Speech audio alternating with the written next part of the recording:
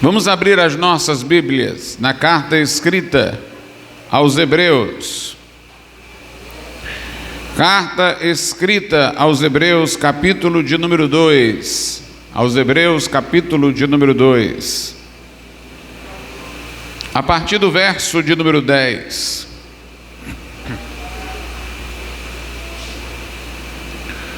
Diz assim a palavra de Deus: porque convinha que aquele para quem são todas as coisas, e mediante quem tudo existe, trazendo muitos filhos à glória, consagrasse pelas aflições o príncipe da salvação deles. Porque assim o que santifica, como os que são santificados, são todos de um, por cuja causa não se envergonha de lhes chamar irmãos, dizendo: anunciarei o teu nome a meus irmãos, cantar-te-ei louvores no meio da congregação. E outra vez, porei nele a minha confiança, e outra vez, eis-me aqui a mim e aos filhos que me deu. E visto como os filhos participam da carne e do sangue, também ele participou das mesmas coisas, para que pela morte aniquilasse o que tinha o império da morte, isto é, o diabo, e livrasse todos os que, com medo da morte, estavam por toda a vida sujeitos à servidão, porque na verdade ele não tomou os anjos, mas tomou a descendência de Abraão. Podeis assentar. A carta aos Hebreus foi endereçada a uma comunidade judaica que, pelo menos nominalmente, os seus componentes haviam abraçado o cristianismo. Alguns, por certo, com convicção, outros ainda hesitantes, mas acompanharam aquela comunidade como um todo. E esta carta, por ser endereçada a hebreus, a judeus, ela recorre muito argumentativamente às escrituras do Velho Testamento. É uma das cartas em que há mais citação de versículos do Velho Testamento para fundamentar, para dar razão àquilo que se vai apresentar, àquilo de que se vai falar. O capítulo 1 desta carta mostra que Jesus Cristo é Deus, porquanto é dito no verso de número 3 do capítulo 1 que ele é o esplendor da glória de Deus, que ele é a expressa imagem da sua pessoa, do seu ser, da sua substância, ou seja, é a reprodução exata, gerada de sua substância. Diz que ele sustenta todas as coisas pela palavra de seu poder. A sequência da leitura vai mencionar que o que foi dito acerca de Jesus no Velho Testamento, em linguagem profética, antes de ele vir, não foi dito acerca de nenhum anjo, para que não o confundamos com o anjo. É curioso que testemunhas de Jeová e adventistas do sétimo dia cometem o equívoco de dizer que Jesus Cristo seria o arcanjo Miguel. Mas o texto diz, no verso 5 do capítulo 1, pois a qual dos anjos disse jamais? E aí segue-se o que foi dito acerca de Jesus. No versículo de número 8, ele é chamado de Deus, mas do Filho, quer dizer, de Jesus, diz: ó Deus, o teu trono subsiste pelos séculos dos séculos, cetro de equidade é o cetro do teu reino. O verso 9 é até interessante, porque alude ao Pai como Deus e a Jesus como Deus, porque diz assim: amaste a justiça e odiaste a iniquidade, por isso Deus, que é Jesus, o teu Deus, que é o Pai, falando dele enquanto homem que se fez e precisava de unção, te ungiu com óleo de alegria, mais do que a teus companheiros. No verso 10, aplica-se a Jesus o que para todos os judeus, no livro de Salmos, se entendia dizer respeito a Deus, ao Pai. No verso 10 diz, e, quer dizer, mais uma coisa que se refere a Jesus no Velho Testamento, aí tem a citação lá de um texto do Velho Pacto. E tu, Senhor, note, ele está dizendo que esse texto se aplica a Jesus. No princípio fundaste a terra, e os céus são obras de tuas mãos. Eles perecerão, mas tu permanecerás, e todos eles, como roupa, envelhecerão, e como um manto os enrolarás, e serão mudados, mas tu és o mesmo. Jesus é atemporal, não sujeita-se ao tempo, é Deus, e os teus anos não acabarão. O próprio Pai, de acordo com o verso 13, que cita outro salmo, chama Jesus para sentar-se ao seu lado, ou seja, em pé de igualdade. E a qual dos anjos disse jamais, ou seja, de anjo nenhum foi dito isso, só de Jesus, assenta-te à minha destra, até que ponha os teus inimigos por escabelo de teus pés. Portanto, o capítulo 1 sustenta de maneira inequívoca a divindade de Jesus Cristo. Ele está acima dos homens, ele está acima dos anjos. Ele é o Criador, o mantenedor do universo. É filho de Deus, mas é também Deus. E aqui nós temos um mistério, porque numa filiação normal, do ponto de vista humano, nós não podemos imaginar que alguém tenha um pai sem que tenha uma mãe. Mas Jesus é mencionado como filho de Deus Pai, e não há uma mãe, do que se conclui logo que quando a Bíblia fala de Jesus como filho de Deus, é uma linguagem aproximativa, é uma linguagem figurada, ou seja, o melhor com o que nós podemos comparar a relação do pai com o filho é como a relação humana que conhecemos de um pai que gera uma criança. O filho de alguém participa de sua carne e sangue, Jesus participa da substância do Pai. O filho de um ser humano é outro ser humano, o filho de Deus é Deus. Mas um filho humano teve um dia para nascer, teve princípio, teve início. Mas os textos aqui citados mostram que Jesus Cristo é eterno.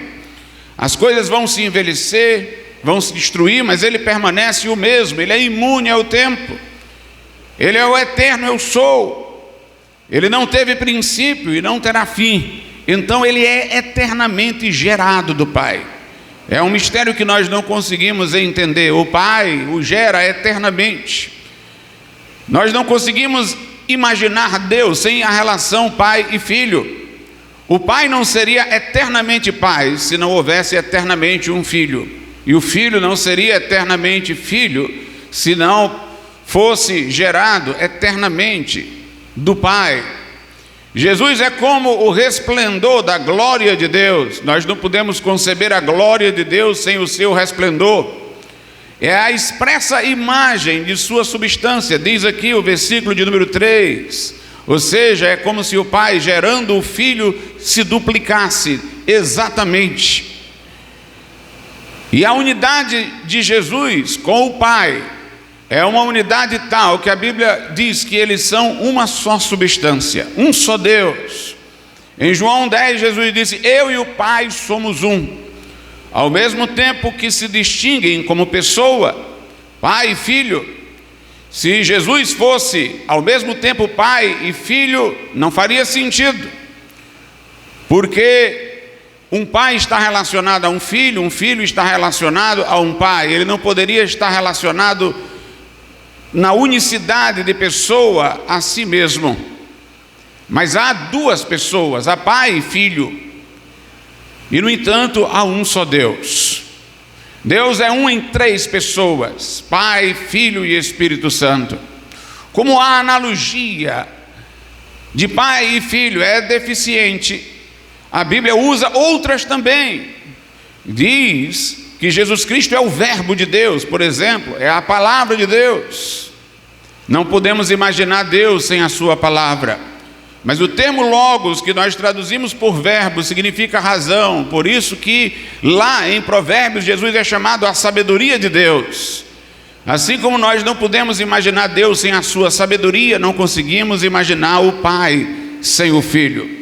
São co-eternos, são co-inerentes, um está no outro. Jesus disse: o Pai está em mim, eu estou no Pai. Isso está além do que nós podemos alcançar. mas nós podemos aceitar o que é dito nas Escrituras, e aqueles que foram regenerados pelo Espírito Santo, ao fazê-lo, não terão uma confusão, uma inquietação mental, mas um conforto no coração, porque estão descansando na verdade sublime, inefável acerca de Deus. No capítulo 2, entretanto, fala-se do homem. Fala-se que o homem foi criado um pouco menor do que os anjos. Deus não sujeitou aos anjos, diz aí o versículo de número 5, este mundo físico. Os anjos estão servindo a Deus. Este mundo físico criado no relato do Gênesis foi sujeitado ao domínio do homem, que Deus estabeleceu como coroa de sua criação. No verso 7 diz que ele foi criado um pouco menor do que os anjos, e de glória e de honra o homem foi coroado, e Deus o constituiu sobre as obras das suas mãos, dessa criação física. Mas o homem transgrediu, o homem pecou, e quando ele pecou, ele devastou a sua condição. Ele, criado à imagem e semelhança de Deus, nublou essa imagem e semelhança de Deus. Foi expulso do jardim do Éden. Ele que poderia ter vivido para sempre, por força do pecado, sujeitou-se à enfermidade e à morte. Mas a pior coisa que lhe ocorreu foi que seu coração se corrompeu.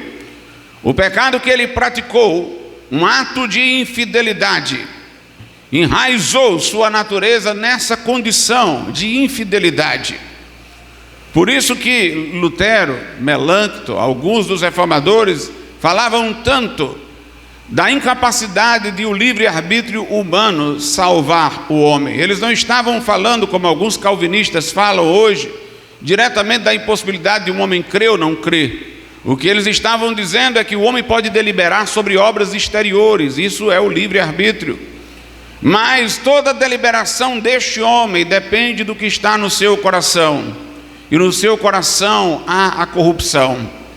O homem tem os afetos distorcidos. Lutero representou como um ser corcunda, voltado para si mesmo, para a sua autossatisfação. E o que quer que ele delibere em seu livre-arbítrio sobre o que fazer ou deixar de fazer, ele o fará conforme essa condição egoísta, conforme os afetos distorcidos que estão no seu coração. O profeta disse que o coração do homem é corrupto e desesperadamente corrupto. As suas obras exteriores, por mais que pareçam honestas, não enganam a Deus. Nos motivos de seu coração há a autogratificação, o desejo de autossatisfação. Assim, muitos que fazem o bem, como filósofos famosos que ensinaram a virtude, eles desejavam ser honrados pelos outros, pelo seu heroísmo moral. A razão última de sua conduta virtuosa era que eles tivessem os aplausos de outros homens. Mesmo muitos que foram mártires de causas nobres, o fizeram para não serem desonrados, para manterem algum tipo de honra particular. Sempre está o homem voltado para a sua autossatisfação. Mas o motivo único pelo qual o homem pode fazer a coisa certa da maneira que Deus entende que é certa é quando ele age pensando na glória de Deus. É quando o seu objetivo não é mais a autossatisfação, não é mais algum tipo de honra que ele procura, respeito humano, utilidade diante dos outros, mas é quando ele age para que Deus seja glorificado e exaltado. Ele o faz desinteressadamente, no sentido de não ter um interesse particular próprio no que faz. Ele quer simplesmente fazer o que Deus manda por amor a Deus. Por isso Jesus disse que o cumprimento da lei dependia de amar a Deus de todo o coração, alma e força. Alguém pode não estar furtando, alguém pode não estar adulterando, mas o motivo pode ser apenas que ele quer evitar a pena, que ele quer manter uma reputação moral, que ele quer garantir uma tradição honrada de sua família, ou talvez fazer atos bons para barganhar com Deus e usá-los no seu argumento com compensação pelos outros pecados que pratica. Mas o fato é que o homem caído, em sua condição natural, ele não consegue fazer o bem da forma que Deus requer. Nenhuma coisa só ele consegue fazer de forma perfeita. A Bíblia diz: a inclinação da carne é inimizade contra Deus, não há um justo, nenhum sequer, todos se extraviaram, todos pecaram e destituídos estão da glória de Deus. Não fomos criados assim, mas quando o primeiro homem foi infiel a Deus, ele definiu a natureza humana. Deus deu ao primeiro homem, na prova a que ele foi submetido, a oportunidade de definir a natureza humana. Se ele tivesse obedecido, ele teria se enraizado no bem, como os anjos que não caíram com Satanás, os quais já não podem mais cair, porque estão enraizados na virtude. Este homem, se tivesse obedecido, teria se enraizado, geraria outros seres humanos perfeitos. Mas quando escolheu o caminho da infidelidade, corrompeu o seu coração, tornou-se incapaz de se salvar. O máximo que ele consegue é mascarar a virtude com obras exteriores, fazer aparentemente o bem com motivos que podem não ser os piores, mas não são o motivo que Deus estabeleceu para uma obra ser reta. Existem homens piores do que outros, que têm motivos mais mesquinhos ainda, mas nenhum homem caído é capaz de fazer o bem perfeito que Deus requer, agir desinteressadamente, pensando na glória de Deus, por amor a Deus. E logo nós precisávamos de um Salvador, precisávamos de Jesus para vir buscar e salvar o que se havia perdido. E é disso que trata o texto que nós lemos, onde se menciona que Jesus se fez homem, se fez um pouco abaixo dos anjos, ou seja, ele tomou a forma humana. Como diz em Filipenses, subsistindo em forma de Deus, ele não considerou o seu igual a Deus, mas esvaziou-se a si mesmo e tomou a forma de servo, e achado na forma humana, foi obediente até a morte, e morte de cruz. Observe, aquele que é um com o Pai, que está acima dos anjos, que os anjos o adoram, como diz um versículo aqui de Hebreus 1, ele se fez homem, tomou a forma abaixo dos anjos, por amor de nós. O versículo de número 16 de Hebreus 2 diz: porque na verdade ele não tomou os anjos, mas tomou a descendência de Abraão. Ele não tomou forma entre os anjos, ele não se fez um anjo, ele tomou forma por meio da descendência de Abraão.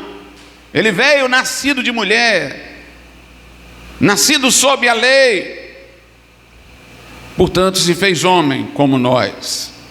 O versículo de número 10 diz assim: porque convinha que aquele para quem são todas as coisas, e mediante quem tudo existe, trazendo muitos filhos à glória, consagrasse pelas aflições o príncipe da salvação deles. Para que Jesus pudesse descer ao fundo do poço e pegar a nós que estávamos na miséria e fazer-nos subir para a glória, ele desceu. Ele desceu para que nós subíssemos. É uma coisa interessante. O crente redimido e salvo, ele alça um lugar mais alto do que Adão. Ele está acima dos anjos, porque ele recebe a adoção de filho. A vida de Cristo é comunicada a ele. Ele participa da natureza divina na sua união com Cristo, está acima dos anjos. Este Adão feito abaixo dos anjos, que caiu ladeira abaixo no buraco e levou-nos a todos nós, fez com que a humanidade descesse ao fundo do abismo. Mas Jesus veio, se fez homem, para ir buscar-nos lá no fundo do poço. e levar-nos tão acima na glória, que pudéssemos estar mesmo acima dos anjos. Jesus Cristo se fez homem por amor de nós.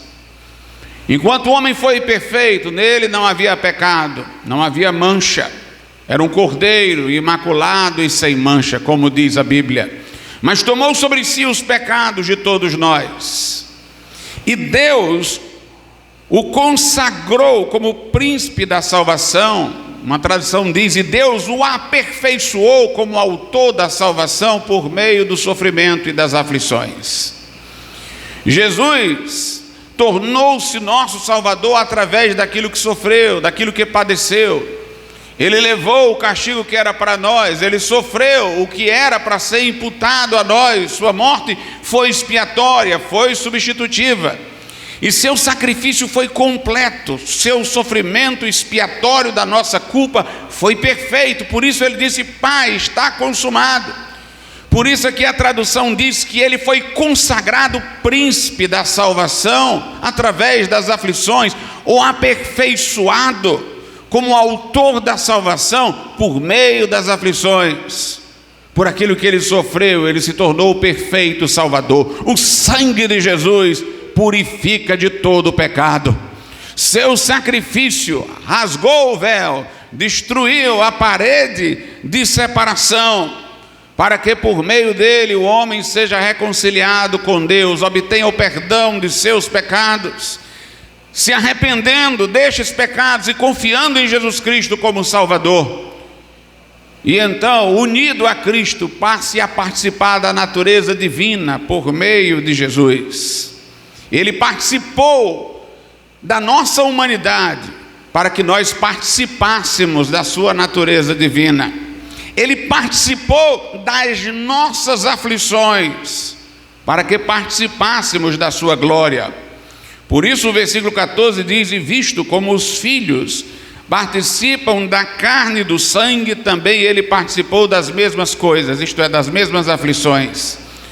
Ele faz uma analogia: como os filhos participam em comum da carne e sangue de seus pais, Jesus participou das mesmas coisas que nós participamos. Foi tentado, mas não pecou. Sofreu por amor de nós. Ele participou das mesmas coisas para que pela morte aniquilasse o que tinha o império da morte, isto é, o diabo. Todos aqueles a quem Jesus agora salva, os que vêm a ele, depositam nele sua fé como Salvador, ele não apenas perdoa a estes seus pecados e os reconcilia com Deus Pai, mas Jesus comunica-lhes a sua própria natureza, a sua própria filiação divina, aquela natureza que o Pai comunica ao Filho desde a eternidade, pela qual eles são um. Agora é comunicado, obviamente, em proporções limitadas à nossa condição humana e com tempo de início, quando cremos em Jesus Cristo. Por isso diz assim a Bíblia no versículo 12, aliás eu vou ler o 11: porque assim o que santifica, como os que são santificados, são todos de um, por cuja causa não se envergonha de lhes chamar de irmãos. Jesus não se envergonha de nos chamar de irmãos, ele compartilha conosco sua filiação divina mediante o Espírito de adoção. No verso 12 diz: dizendo: anunciarei o teu nome a meus irmãos, cantar-te-ei louvores no meio da congregação, e outra vez porei nele a minha confiança, e outra vez eis-me aqui a mim e aos filhos que Deus me deu. Que coisa gloriosa, irmãos, nós que estávamos em condição miserável, agora estamos em condição, pela fé em Jesus, acima da condição angelical. Ele não se envergonha de nos chamar de irmãos, ele nos chama de irmãos. Que coisa gloriosa! Estamos agora unidos a Cristo. E diz o verso 11: porque assim o que santifica, como os que são santificados, são todos de um, por cuja causa não se envergonha de lhes chamar de irmãos. Jesus é o que nos santifica. e nós somos os santificados. Mas Jesus desde a eternidade procede do Pai, e Jesus comunica-nos a vida que flui do Pai para Ele. Nós somos os santificados através da vida de Jesus comunicada a nós, como Ele orou na oração sacerdotal em João 17: Pai, que eles sejam um em nós, como eu sou um em Ti, e Tu és um em mim, que eles sejam um conosco, que a vida que flui entre nós, do Pai para o Filho, do Filho para o Pai, que esta vida flua neles também, que essa vida flua neles. Nós somos santificados em Cristo Jesus, participando da santidade de Cristo, tanto o que santifica, que é Jesus, como os que são santificados, são todos de um, do Pai. O Pai gera o Filho desde a eternidade, e em Cristo, por adoção, também nos deu a filiação, fazendo comunicar a nós a vida que vem de Cristo. Estamos nessa união. Somos os santificados, Ele o que santifica. E o objetivo disso, irmãos, da vida de Jesus comunicada a nós, é que nós sejamos a cada dia mais aperfeiçoados. Viver a vida cristã significa a cada dia fazer desaparecer quem somos e fazer Jesus Cristo resplandecer em nós. Fazer a vida que herdamos de Adão recuar, e a vida que recebemos por comunicação de Cristo se refletir na nossa existência. Esse é o progresso em santificação, é o progresso em direção à glória. No verso 10 diz: porque convinha que aquele para quem são todas as coisas, mediante quem tudo existe, trazendo muitos filhos à glória. Deus está trazendo aqueles que agora são seus filhos por adoção, nós que cremos em Jesus, a sua glória, num processo de transformação contínua, que nós chamamos de santificação. Lá na carta de Pedro, na segunda carta de Pedro, capítulo de número 1, a Bíblia diz assim, nos versos 3 e 4: visto como o seu divino poder nos deu tudo que diz respeito à vida e piedade, pelo conhecimento daquele que nos chamou pela sua glória e virtude, pelas quais Ele nos tem dado grandíssimas e preciosas promessas, para que por elas fiqueis participantes da natureza divina, havendo escapado da corrupção que pela concupiscência há no mundo. O crente se tornou, por meio de Jesus, participante da natureza divina. Quem se une ao Senhor se torna um espírito com Ele. A Bíblia às vezes fala do crente como aquele que está em Cristo. Aquele que está em Cristo, nova criatura é, coisas velhas já passaram, tudo se fez novo. Nenhuma condenação há para os que estão em Cristo Jesus. Às vezes fala de Cristo como aquele que está em nós, Cristo em vós, a esperança da glória. Estamos nele, Ele em nós, nos tornamos um só espírito com Ele.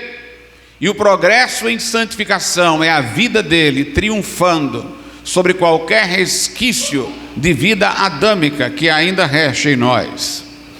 Lá em João, no capítulo de número 15, nós temos uma ilustração gloriosa para tudo isso. João capítulo 15, a partir do verso 1.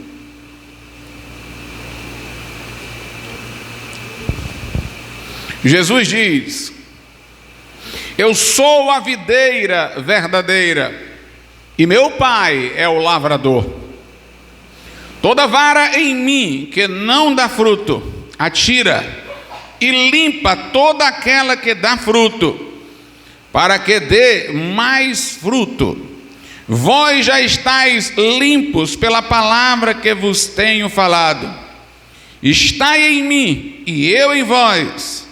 Como a vara de si mesma não pode dar fruto se não estiver na videira, assim também vós, se não estiverdes em mim. Eu sou a videira, vós as varas. Quem está em mim e eu nele, esse dá muito fruto, porque sem mim nada podeis fazer. Se alguém não estiver em mim, será lançado fora, como a vara, e secará. E os colhem e lançam no fogo e ardem. Se vós estiverdes em mim, as minhas palavras estiverem em vós, pedireis tudo o que quiserdes e vos será feito. Nisto é glorificado meu Pai, que deis muito fruto, e assim sereis meus discípulos. Esse texto, irmãos, ele tem uma aparente complicação, que talvez você tenha percebido. No verso 2 ele fala: toda vara em mim que não dá fruto, tira. Então dá a entender que pode ter alguma vara ligada a Cristo infrutífera.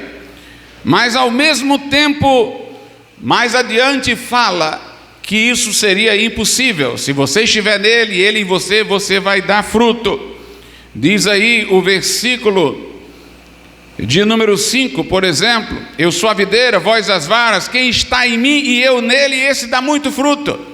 Aqui ele diz: quem está em mim e eu nele, esse dá fruto. E lá ele fala: toda vara em mim que não dá fruto. Afinal de contas, alguém pode estar nele e não dar fruto? Ou todo que está nele, como é dito no versículo 5, dá fruto? É interessante que ele fala no versículo de número 6 o seguinte: se alguém não estiver em mim, será lançado fora. Ora, se é lançado fora, vai ser cortado. Mas como é que ele está lá pendurado na videira, é um galho da videira, e não está em Cristo? Porque ele está falando que o galho, a vara, que não estiver nele. Mas como pode essa vara não estar nele se é um ramo, se é um galho da videira? Ele diz: será lançado fora. Como nós vamos explicar isso? Ora fala da possibilidade de uma vara estar nele e não dar fruto. Ora se diz que quem está nele dá fruto. Ora se fala de cortar quem não está nele. Como é que vai cortar quem não está nele se já não está nele? Como nós resolvemos isso? Irmãos, para entendermos isso, nós precisamos conhecer a videira. A videira, ela tem uma curiosidade. Ela tem alguns galhos que dela saem, que se ligam só na casca, mas não passa a seiva por meio desses galhos para que venha o fruto. E tem aqueles galhos que não estão ligados só na casca, no interior tem uma conexão. E aí o elemento vital, a seiva da árvore, se transmite. E então aquele galho dá fruto. Há um sentido em que todos estão em Cristo. Não de uma maneira ativa, mas de uma maneira passiva. A Bíblia diz, lá em Hebreus 1, que Jesus sustenta todas as coisas pela palavra do seu poder. Você não estaria aqui se Jesus não estivesse mantendo sua vida. Lá no discurso de Paulo no Areópago, em Atos 17, ele diz: todos nos movemos nele, nele nos movemos, existimos e respiramos. Na casca, todo mundo está ligado. Enquanto está aqui, quem está mantendo a sua existência é Deus. Nele nos movemos, existimos e respiramos. Ele sustenta todas as coisas pela palavra do seu poder. O Espírito que você tem veio dele. Lá em João 1 diz, o Espírito humano aqui, não estou falando do Espírito Santo. Lá em João diz que Jesus é a luz que alumia todo homem que vem ao mundo. Lá em Números, a Bíblia diz assim no verso 27, versículo 16: o Senhor Deus dos espíritos de toda a carne, ponha um homem sobre esta congregação. Deus mantém a vida, Deus deu o fôlego, Deus deu o espírito de vida a cada um. Neste sentido, portanto, bem amplo, todos nós estamos ligados a Cristo, mas dessa forma é a ligação na casca, pelo lado de fora. A questão é se dentro, se há essa ligação, se a seiva está se transmitindo aquele galho para vitalizá-lo, para que se realize em frutos. E aí é o estar em Cristo de uma maneira ativa, é você decidir estar em Cristo, aceitando Jesus Cristo como seu Salvador. Por isso que em João 15, Ele vai falar então de modo ativo. Eu sou a videira, versículo 5. Vós as varas, quem está em mim? Ele está exigindo que estejamos nele para isso. E eu nele, note, quando nós estamos nele dessa forma, ele também está em nós. É um fluxo interior, não é uma ligação pela casca, não é a manutenção da existência. É uma comunicação de vida. Quem está em mim e eu nele, esse dá muito fruto. Porque sem mim nada podeis fazer. No verso 4 ele diz, estai em mim. Ou seja, por uma decisão de vontade, de uma forma ativa, e eu em vós. Como a vara de si mesma não pode dar fruto se não estiver na videira, também vós, se não estiverdes em mim. Portanto, diferentemente daqueles que apenas têm sua existência mantida pela palavra do poder de Cristo, que sustenta todas as coisas, o crente é aquele que decidiu estar em Cristo, se unir a Cristo. Não se liga só pelo lado de fora, tem a ligação íntima, a vida de Cristo está nele, ele está nele, em Cristo, e Cristo está nele, está em mim e eu estarei em vós. E logo, necessariamente, ele dá fruto. O verso 2 diz assim, toda vara em mim que não dá fruto, o incrédulo, ligado meramente na casca, não vai frutificar. Toda vara em mim que não dá fruto, atira, e limpa toda aquela que dá fruto, para que dê mais fruto. Aquele que dá fruto, o Pai limpa, poda, para que dê mais fruto ainda. O versículo 3 diz que isso é feito através da palavra. Vós já estáis limpos pela palavra que vos tenho falado. O incrédulo ligado só na casca não dá fruto. Ele tem só a manutenção da sua existência no poder de Deus. Ele não tem relação com Cristo. Ele não dá fruto. O seu destino vai ser cortado e lançado no fogo. Mas o crente que está em Cristo, Cristo está nele, tem esse fluxo de vida, ele dá fruto. E o Pai está podando, ajeitando cada dia, através da sua palavra, para que ele dê mais fruto ainda, para que ele cresça em dar fruto. E o verso 8 diz, nisto é glorificado meu Pai, que deis muito fruto, e assim sereis meus discípulos. Os que dão fruto é que são discípulos. O verdadeiro crente é aquele que, unido a Cristo, dá o fruto, glorifica a Deus com o fruto, não faz para a sua própria satisfação, mas para a glória de Deus, para a glória de Deus. Portanto, meus amados irmãos, que privilégio nós temos, nós criados um pouco abaixo dos anjos, por uma escolha de infidelidade, expulsos da posição em que estávamos. O mundo que a nós deveria estar sujeito se rebelou contra nós. Daí as catástrofes, as enchentes, todo o desequilíbrio da natureza, em todos os sentidos. Ficamos, portanto, sujeitos à morte e à enfermidade, e no caminho da condenação eterna. Mas aquele que no capítulo 1 de Hebreus começa exaltado, que o que foi dito acerca dele nunca foi dito acerca de anjo. Aquele eternamente gerado do Pai, um com Deus, Deus de Deus, luz de luz. Aquele por meio de quem todas as coisas vieram a existir, aquele que sustenta todas as coisas. Por amor de nós desceu, não só a condição da humanidade, essa foi a primeira descida. Depois ele tomou os nossos pecados e desceu mais fundo ainda, se fazendo maldição por nós, morrendo naquela cruz, o justo pelos injustos, para levar-nos a Deus, se tornando pelas aflições o perfeito Salvador. Desceu ao buraco em que nós estávamos para nos elevar, perdoando os nossos pecados, trazendo-nos a adoção de filho, comunicando sua vida gloriosa, dando-nos um destino que vai nos pôr em posição futura, acima dos próprios anjos.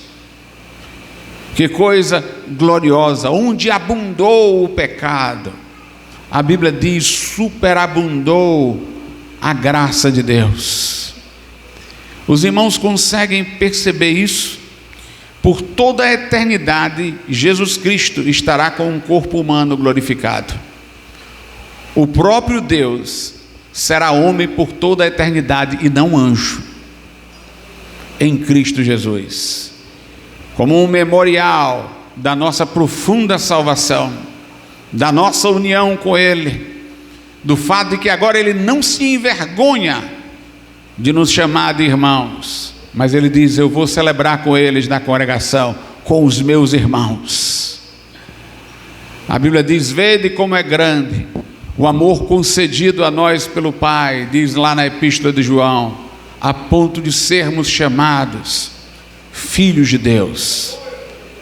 Que coisa gloriosa! Vamos ficar de pé nesse momento.